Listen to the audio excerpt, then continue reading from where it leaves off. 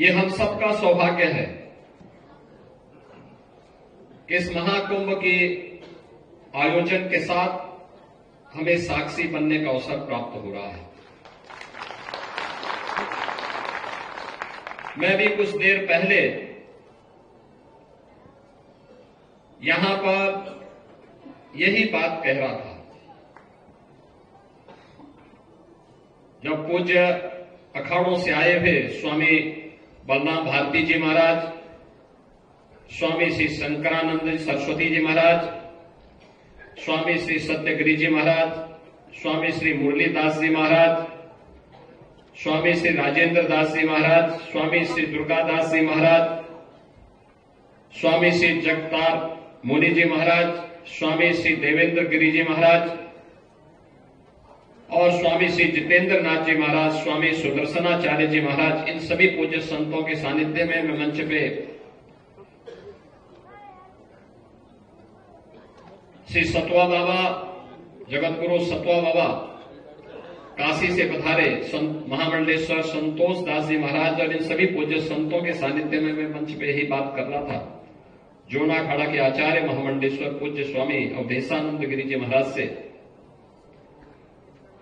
कि जब पौष पूर्णिमा के दिन और मकर संक्रांति के दिन कोटि कोटि श्रद्धालु मां गंगा, मां यमुना और मां सरस्वती की इस पावन त्रिवेणी के संगम में डुबकी लगा करके अभिभूत हो रहे थे, जो पॉजिटिव कमेंट उनके द्वारा किए जा रहे थे, उसने पूरी दुनिया की आंखों को खोलने का काम किया। कुंभ क्या होता है? कुंभ का आध्यात्मिक और सांस्कृतिक महत्व क्या है? यह उनके वक्तव्य उस समय दे रहे थे और ये बात बताती है जिसके बारे में देश के यशस्वी प्रधानमंत्री श्री नरेंद्र मोदी जी बार बार कहते हैं कि सदी भारत की सदी है। भारत की सदी का मतलब हर एक क्षेत्र में भारत को विकास की उन बुलंदियों को छूना है, लेकिन हर एक क्षेत्र में कोई देश उन बुलंदियों को छुएगा तब जब उस क्षेत्र से जुड़े हुए प्रतिनिधि अपने दायित्वों का ईमानदारी पूर्वक निर्वहन करें। जो राजनीतिक क्षेत्र में है वो राजनीतिक क्षेत्र में अपना कार्य कर रहे हैं। सेना सीमा पर देश की रक्षा का काम कर रही है। जीवन के प्रत्येक क्षेत्र में हर एक तबका अपना अपना कार्य कर रहा है। धार्मिक जगत से जुड़े हुए हमारे पूज्य संतों का दायित्व भी तो यही बनता है और यही वे कर रहे हैं। भारत की सनातन धर्म की संस्कृति दुनिया के अंदर पहुंची तलवार के बल पर नहीं,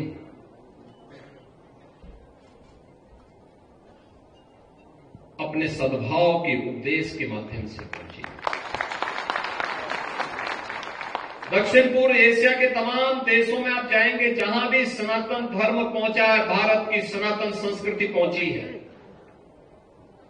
वहां पर उन्होंने अपने कार्य से, अपने व्यवहार से, वहां पर भारत के मूल्यों और आदर्शों ने वहां के समुदाय को अपनी ओर आकर्षित किया। सनातन धर्म के मूल्यों के साथ उन्हें जोड़ने का काम किया। आज भी आप दुनिया के अंदर देख सकते हैं, दुनिया के तमाम ऐसे देश हैं जो अहिंदू होने के बावजूद भी जिन्होंने राम की, कृष्ण की या फिर बुद्ध की परंपरा को स्वीकार किया है और बड़े गौरव के साथ उस परंपरा के साथ जुड़ने में अपने आप को गौरवान्वित महसूस करते हैं। आप इंडोनेशिया में चले जाइए, उपासना विधि इस्लाम है, लेकिन कोई उनसे पूछेगा, किसी इंडोनेशिया वासी से कोई पूछेगा कि आपके पूर्वज कौन हैं, तो कहेंगे राम हमारे पूर्वज हैं। आप कंबोडिया में चले जाइए, लाओस में चले जाइए, आप वहां पर जाकर के पूछिए, थाईलैंड में चले जाइए, पूछेंगे कौन है, तो लोग कहेंगे कि हमारे पूर्वज तो बुद्ध थे, महात्मा बुद्ध थे, तो बुद्ध के साथ अपना संपर्क संवाद बनाते हैं।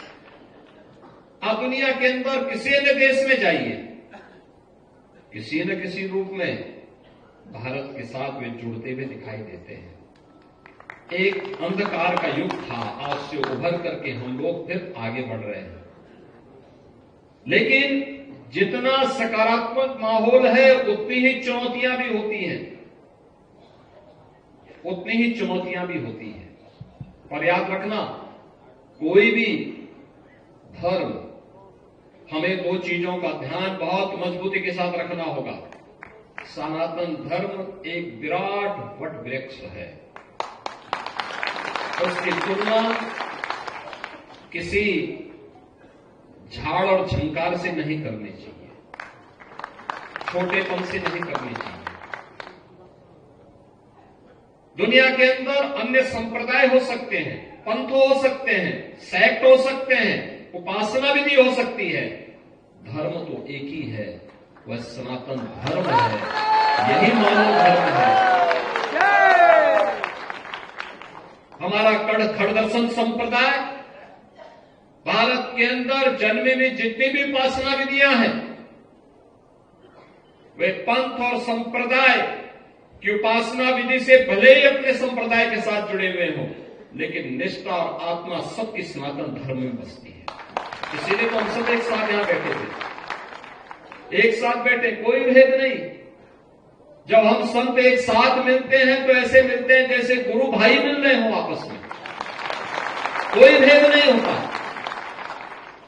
हम लोगों पे भी मैं तो इस चीज को अक्सर देखता हूं कि कभी कोई ऐसी बात आती है, कहीं किसी संत पे संकट आता है, हम उस समय संप्रदाय नहीं देखते कि नाथ संप्रदाय का है या कोई मेरा परिचित संत है। अरे संत है, संत तो सनातन धर्म के लिए काम करता है, उसकी उपासना विधि अलग हो सकती है, वो एक दर्शन विशेष को लेकर चल रहा है, सबका उद्देश्य तो एक ही है, एकम सद विप्रा बहुधा वदंती, यही हमारा लक्ष्य है।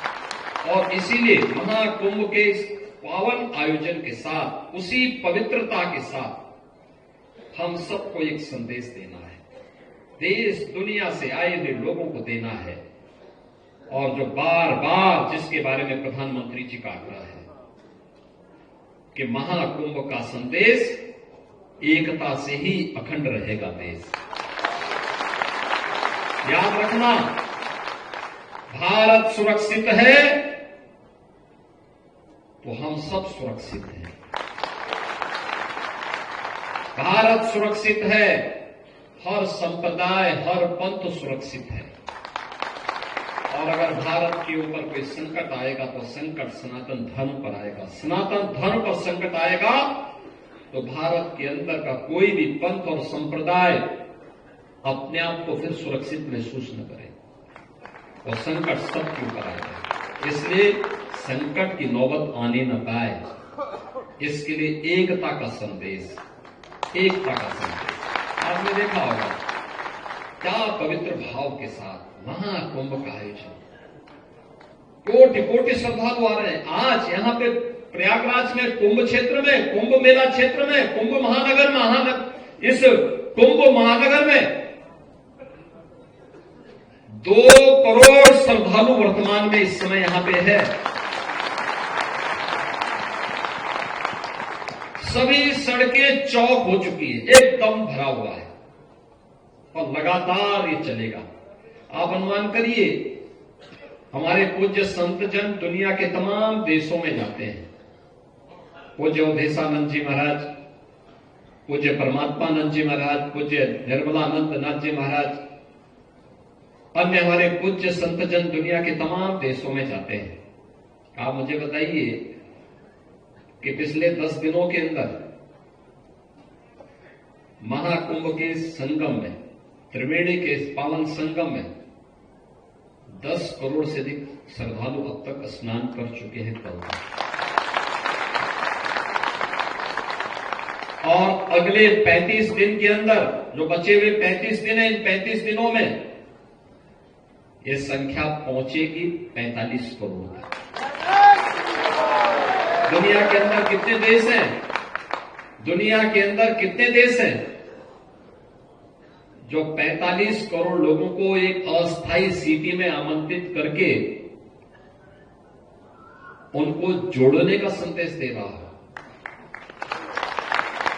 और दुनिया के अंदर कौन सा ऐसा देश है और जहां पर कोई भूखों नहीं सो सकता? किसी भी अखाड़े में जाएंगे, किसी भी शिविर में जाएंगे, वहां पर उसको 2 जून की रोटी मिल जाएगी, आशीर्वाद भी मिलेगा, दक्षिणा भी मिलेगा और प्रसाद भी प्राप्त होगा।